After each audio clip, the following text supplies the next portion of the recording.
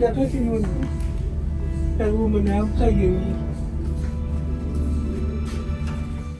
recording was done inside a museum.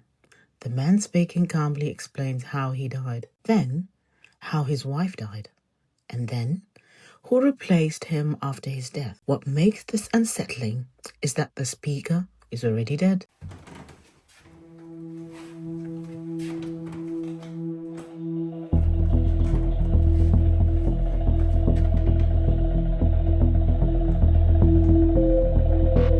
It is rare to see fine tailoring nowadays.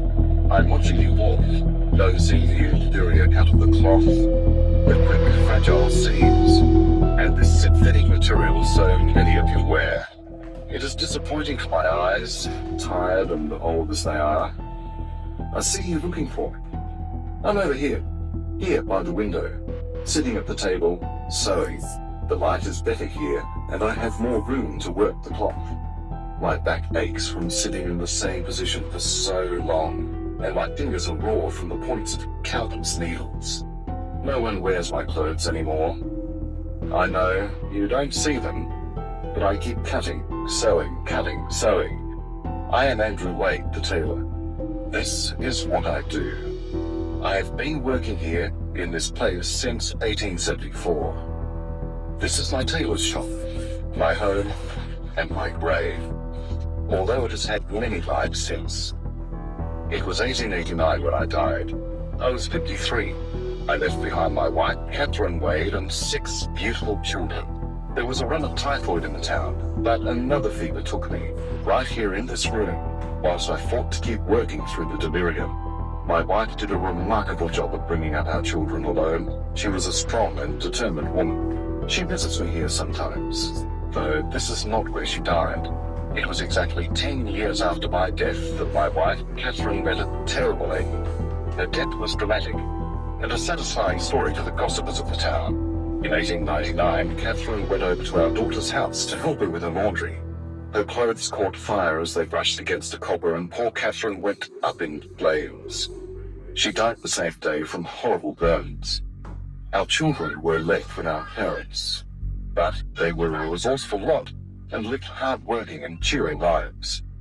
When we moved here, the shop was just 2 rooms and a shed. We built on the extra rooms. It was so crowded in here and we needed more space for our family. It was a happy house, busy and noisy but full of love and laughter.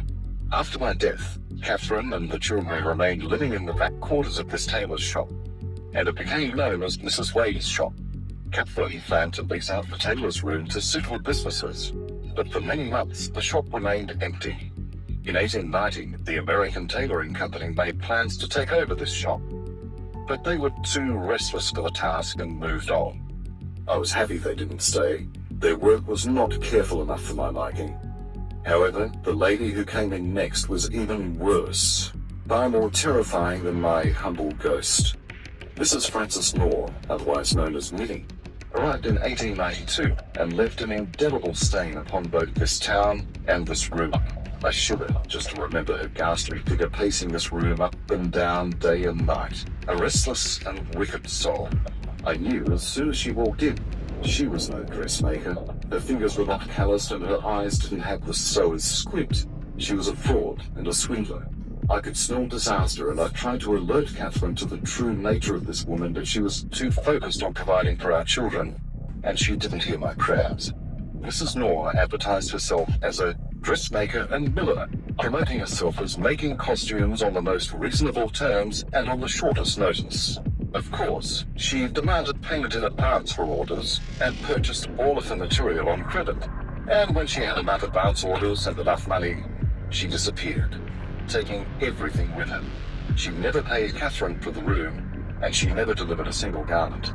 I never even saw the woman pick up a needle and thread. It did not surprise me to hear that in the following year she was found guilty of the murder of a baby in Melbourne, where she'd been working as a baby farmer, disposing of unwanted infants. She was sentenced to death by hanging, and the notorious Mrs. Law would work her wicked ways no more. For several years, times were very tough for my wife and children here. There was not another resident tailor until 1901, 2 years after my wife Catherine's death. My daughter, also named Catherine, married a man called Mr. John Hartnett, who just so happened to also be a tailor. I approved of the match from my quiet corner. Not that they would have cared or known if I hadn't. They were madly in love. Mr. Hartnett advertised himself as a practical tailor and fitter, and he did very well here for 14 years. His work was sharp and clean, and I enjoyed watching him sew. Mr. Hartnett was also a great sportsman and a well-respected man. I took great pleasure in seeing my daughter so happy, and as she spent more time in the shop, I was able to see a little more of her than I had in the past years. In 1915, Mr. Hartnett sold his business to a Mr. Moran from Kapunda, who opened his shop in a different location. It was the end of tailoring in this shop, but for me, of course, I have never stopped and likely never will.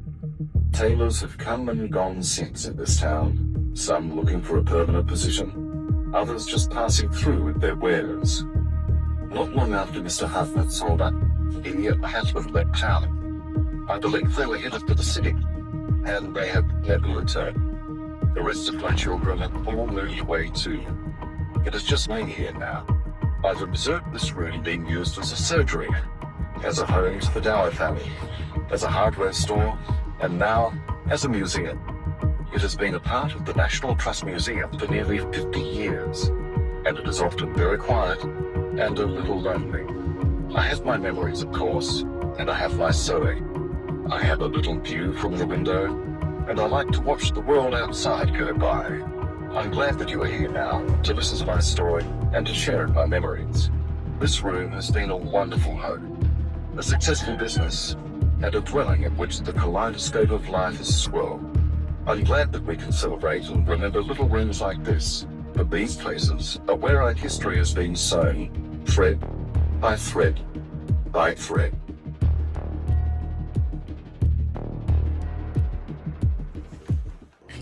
If you heard this voice inside a museum, would you believe it's just history or something else entirely? Let us know what you think in the comments. Subscribe to Thrifty Tourist for more eerie places, strange recordings, and stories that refuse to stay buried.